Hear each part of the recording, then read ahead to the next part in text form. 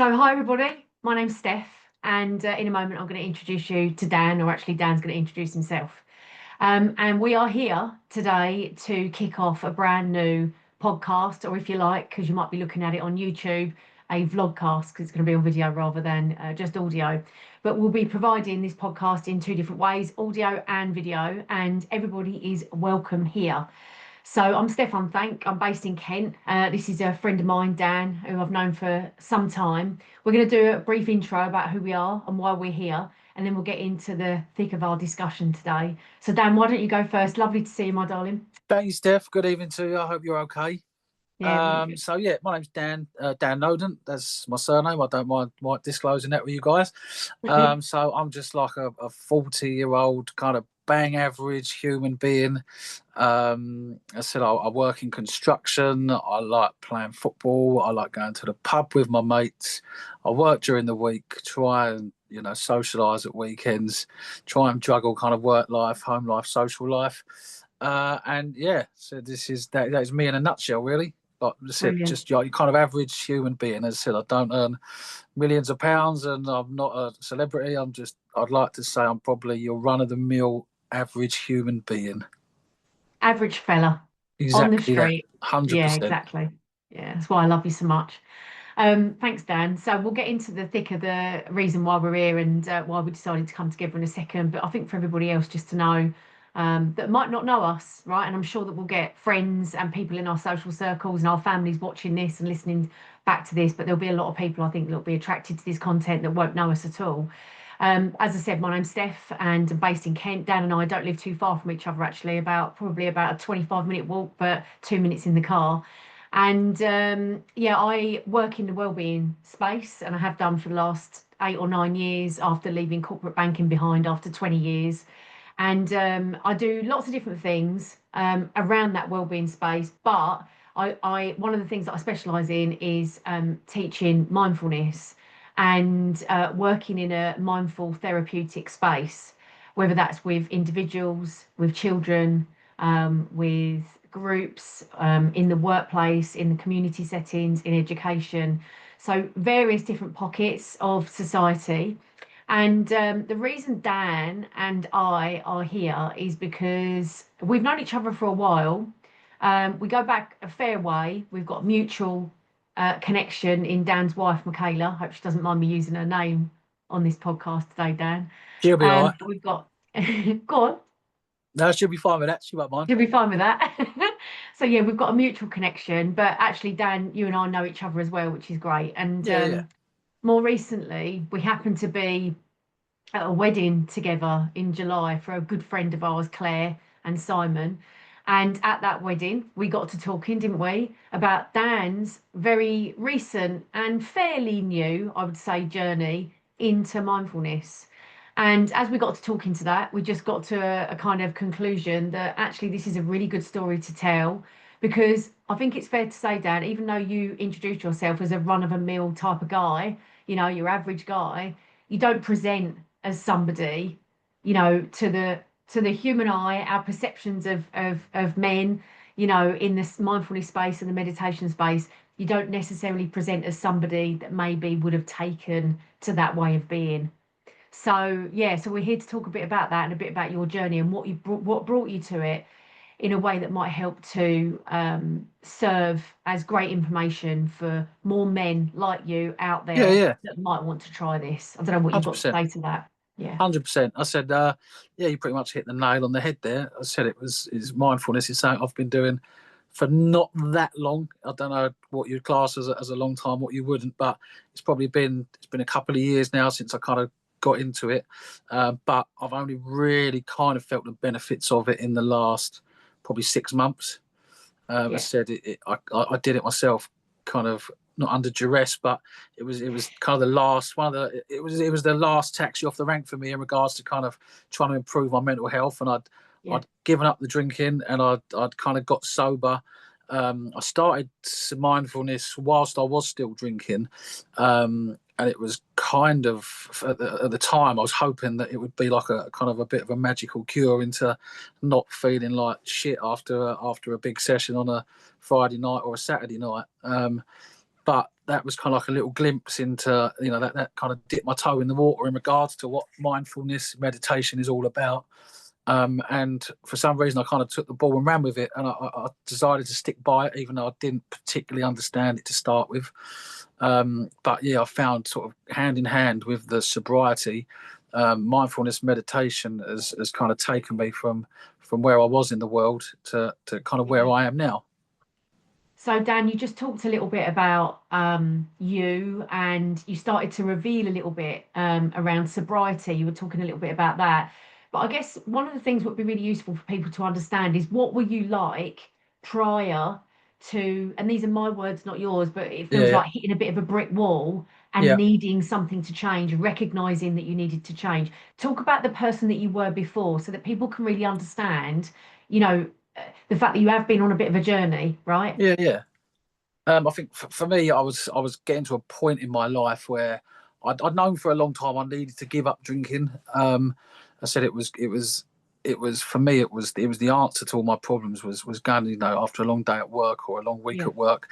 It was, Friday night, Saturday night. It was to kind of go and get drunk and forget about the world. See, when you're drinking, it's kind of felt like the one time where the overthinking stops and the anxiety dies down and the kind of depression's gone, and you feel good. Like you feel, life actually feels happy again. And for a lot of us blokes, my wife would always she wouldn't understand why I'd roll in at 2-3 o'clock in the morning. It's because that time you're drinking, you kind of don't want it to end. It's like finally Yeah. I've the noises have quietened down, so the background noise is gone, and the overthinking stopped, and I feel fun, and you always when you're pissed, it's like tomorrow's gonna be brilliant, but unfortunately, I said it's like the next day you kind of crash and burn, and those 6, 7, 8 hours of fun they were every weekend would turn into 24, 48, 72 hours of kind of misery, like you're just missing out on your life. Yeah. I was losing days on end, just kind of I was just surviving. Like not, I said the hangovers were bad. Like day one after a drinking session was in bed. I literally couldn't, I couldn't function. Second day, third day, it was like I said, that's when the mental health really kicked in. It's like you're back up and running physically, but mentally you're kind of dragging yourself along. Yeah. And then, like the rest of us, or like a lot of people, come Thursday, Friday, you kind of go, "What was I worried about?" Like it wasn't so bad, but you then, you do it again and you do it Get again, and back on it. that Yeah. cycle just continues. But with the drink, what you're really doing is you're burying your head in the sand. It's like it's not answering any problems. If anything, it's just creating more and more and more problems.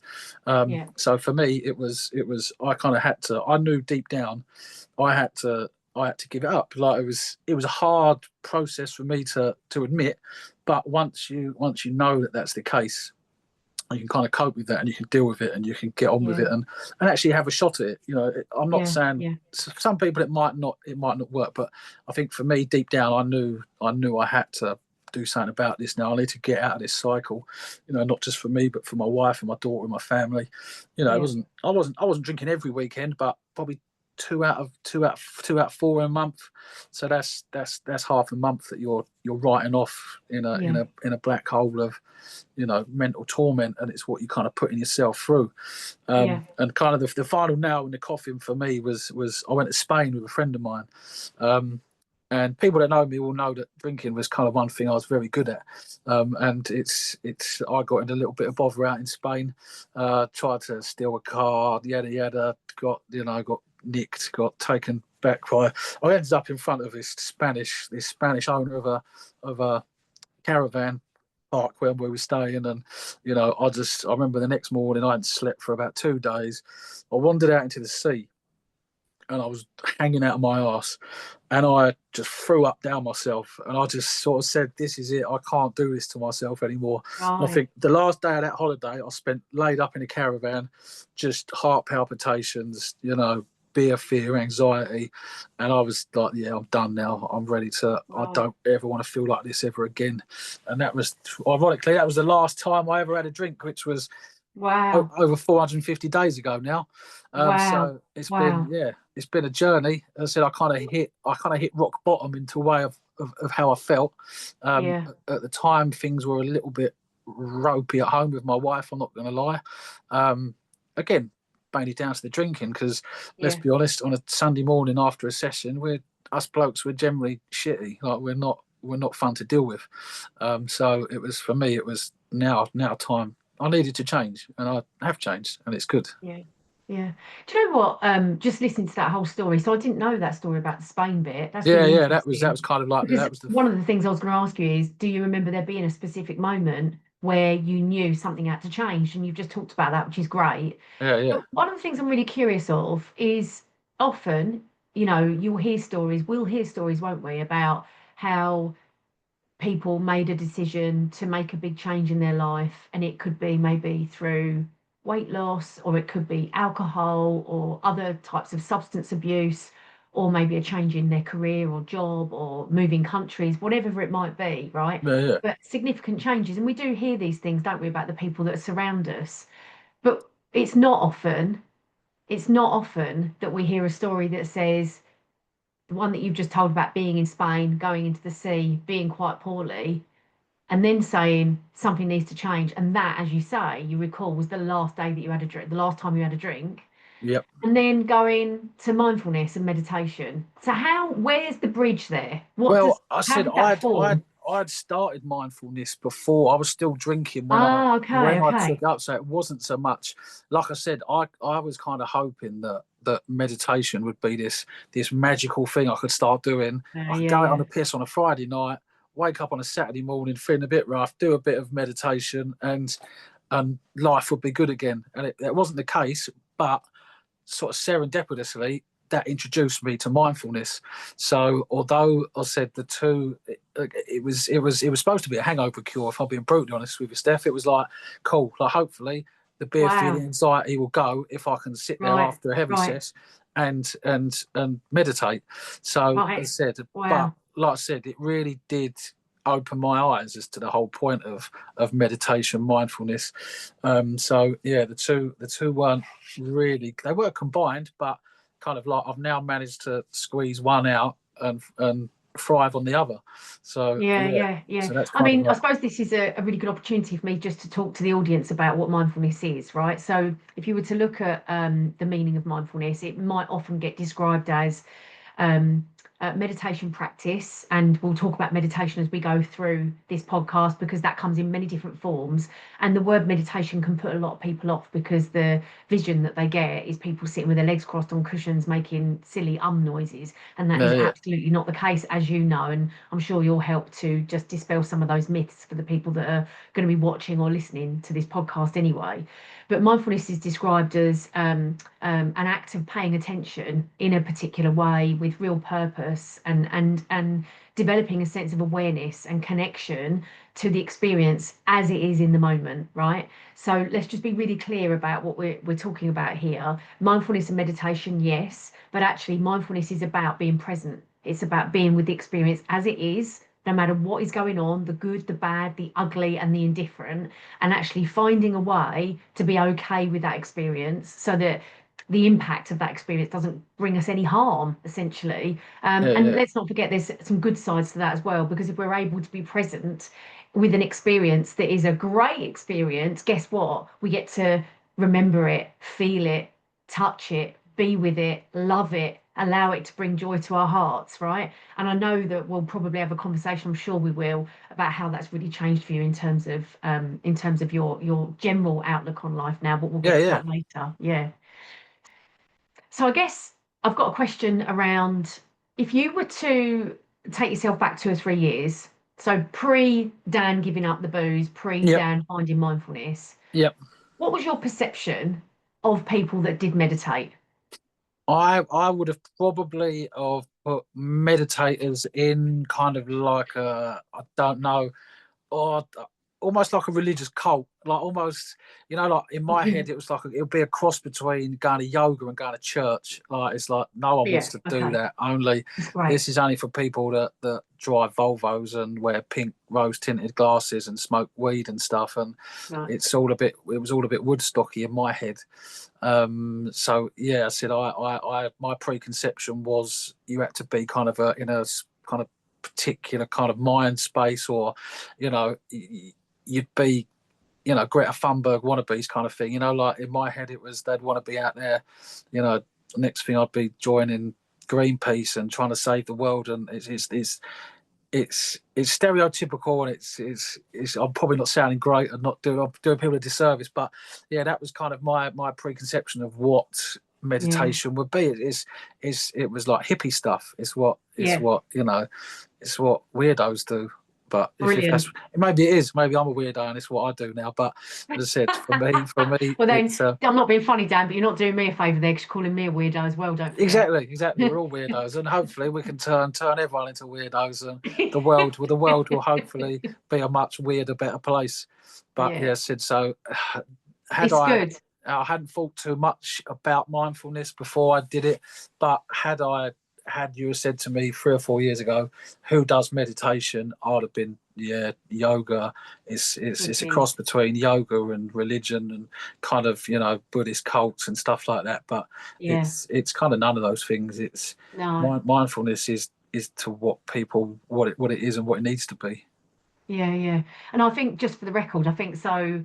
And I said this at the beginning, right? But I think let's have complete transparency here. I'm an ex-raver, ex-clubber, and I'm only saying the word ex because I'm 50. Yeah, yeah, Right? So it's just I'm not quite in that era anymore of doing that stuff, but I'm still a good time girl, right? I still love a good time. I love a good dance. I still love a good glass of wine, and I've been doing this stuff for like 8 years, and I think it's really, really important. So I'm laughing at the answer to your question, to yeah, the yeah, question that I asked, because actually I find it really humorous in that you're so right. If that's what you thought 2 or 3 years ago, times that by, 30, 40 million people across the UK. And that's not to say that I'm being disrespectful to people's lack of knowledge around what mindfulness really is, but it does get it gets bad press it because I does. Yeah, think people think that it is a load of hippies, spiritual, wearing, weird clothing, and it's like you say, it's kind of got this cultish kind of religious perception that's wrapped around it. And in the modern day, which is something I'm really keen on, is that there's so much around mindfulness, and I say this, it's not the panacea, it is not the fix all for everybody, but actually for a lot of people it can make such a big difference to their lives. And really just coming purely back to what I said just now, which is the fact that it is about being able to pay attention and be present to what is going on in our lives in this moment, and it's not allowing a beat to go by, right? And I mean that yeah, yeah. with the softest intentions. I can Sorry to interrupt. So Not at all. I can give you an example of how this has changed my life. So I've been to Benidorm twice in my life. I Yeah. went 15 years ago on a friend's stag do, and I hated every minute of it. Like, I don't know why, it just wasn't for me. I went out and got pissed every day, usual stuff, same as every other stag do. Went there, got pissed, come home again. Like, I always had this every stag do I've ever been on. I prayed for the plane to crash on the way home because I feel so shit. And that was a particularly rough one. And I was like, never going to Benidorm again. There's a bit of a horrific story out there, but it's probably at the time and place to tell it.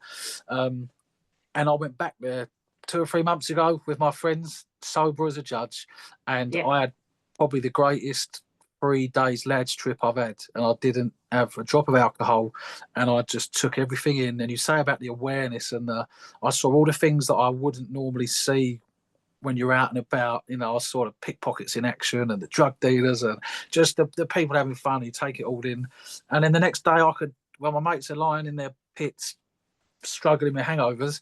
I was going down to the beach and meditating, and it was like I had literally the best of both worlds. I had a brilliant crack with my mates in Benidorm, and then I said next morning I was up bright as a button meditating. But I had as good a laugh, if Amazing. not better laugh, than I Yeah. ever have had pissed. And it's like Yeah, I get it. it's the whole point with the drink. It's like people, and I struggled. I need to give up drinking for a long time, but I didn't because I was worried I couldn't enjoy things like that. I was worried that I'd get like shunted out, or your friends and your family and your mates, they wouldn't accept you. But I'm lucky that mine all have. And I went to Liverpool this weekend.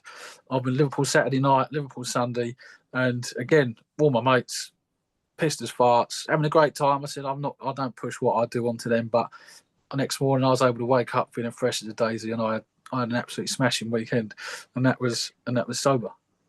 So that's interesting, right? So I've got two things I want to ask you, right? So, and let's do them the other. I was going to do them a way round that would have connected to the last question I asked actually. But the two things I want to ask you is number one, you just said I don't push this on my mates, right? Get that, completely respect that, and would agree that's probably the best thing to do, right? The effects of your behaviour around other people will be subliminal. That's enough. Yeah, yeah. You know, people breed other people's behaviours, don't they? I wonder, two questions. The first one is, what do they think of you now? Answer that in a second. And then my second question relates to the one I asked earlier, which is, did you ever think 3 years ago when you thought, 2 or 3 years ago, when you would have said that your perception of mindfulness is a load of hippies coming from some type of Buddhist cult, wearing weird clothes and Yeah. sitting with their legs crossed and what have you, making silly noises? Second question is, did you ever think that you would become somebody that meditated regularly? So the first one I'm really curious of, what do your friends think of you now?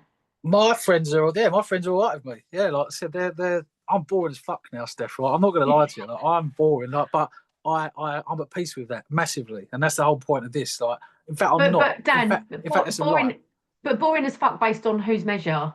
That's me. That's how I judge That's it's your myself now. measure, not But theirs. they're all right. As I said I still get invited to things, and I still go to things.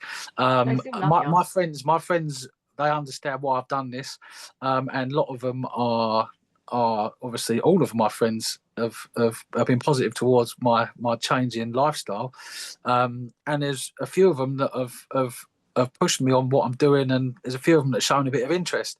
And I said quite a few people that I've kind of told what I'm doing. They kind of want to know what's and how it's developed, and why you do mindfulness and how you get involved. And Yeah. ironically, I've told lots of people about the fact that I'm doing a podcast, and a lot of them, the parting shot is always let me know when the podcast's out. I want to, Oh, it's amazing. I want to have a listen. So as I said, they support me, my friends, and again, with once you give up drinking and you see the world for what it is and you're clear minded, that drunk person that you think you can't become, it comes out naturally. When you're in the right mind frame and with the right people, you're just as fun.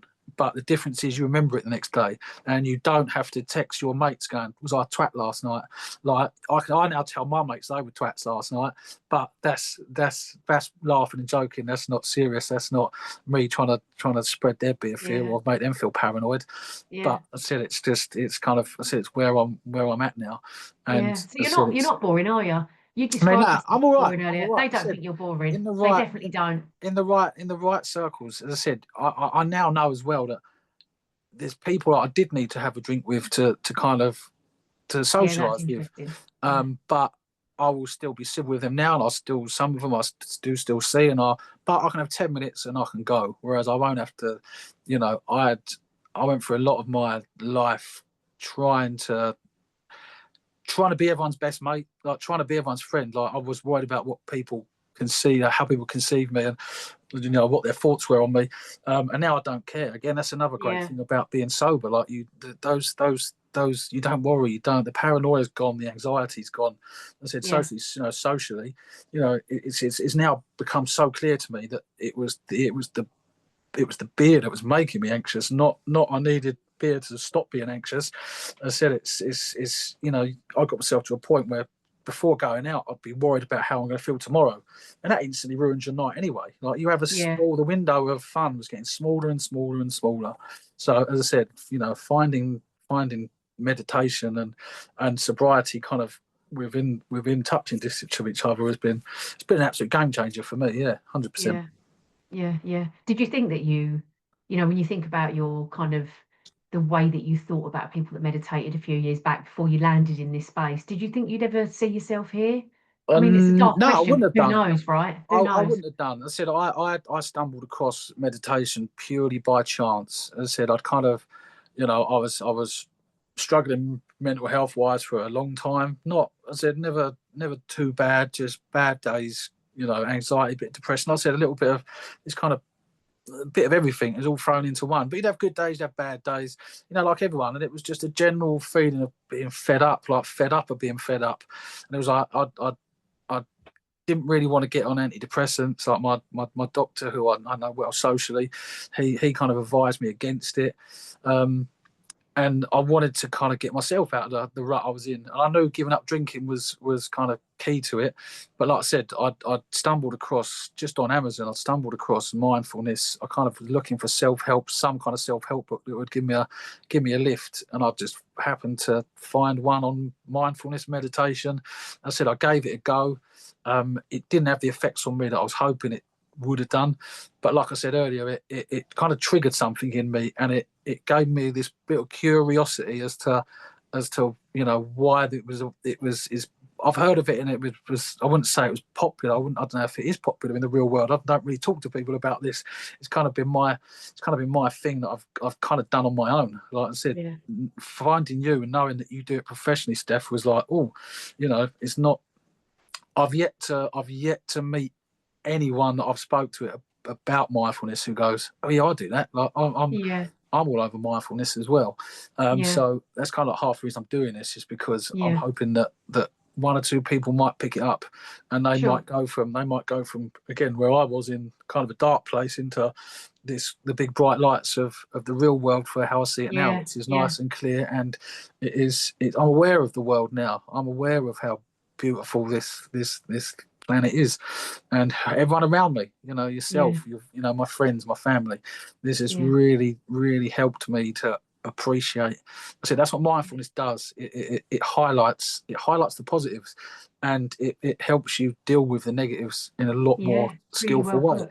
So Really well it's put. it's there is no negative things to say about mindfulness as far as I'm For concerned. you. Yeah. For me, Yeah, for it's, you. and I can say this won't be for everyone. I know that, but would I have ever said it was for me? Like I said, a beer swigging 40-year-old football loving geezer. I don't know. Probably not. So if it Yeah. can work for me, it could work for anyone.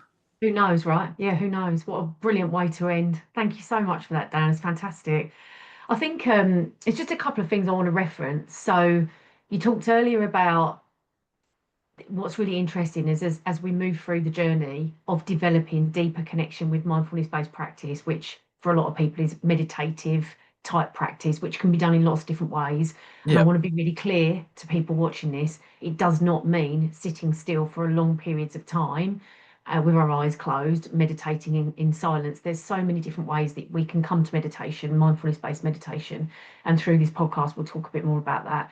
But the deeper we go into the practice, and you touched on this earlier, what we can notice is a shift in ourselves in terms of how we value different experiences, different people, different connections, different social circles, how we value, for instance, maybe being outdoors more than being indoors, and not really realizing that we even needed that, in the past, but realizing actually we do really need that.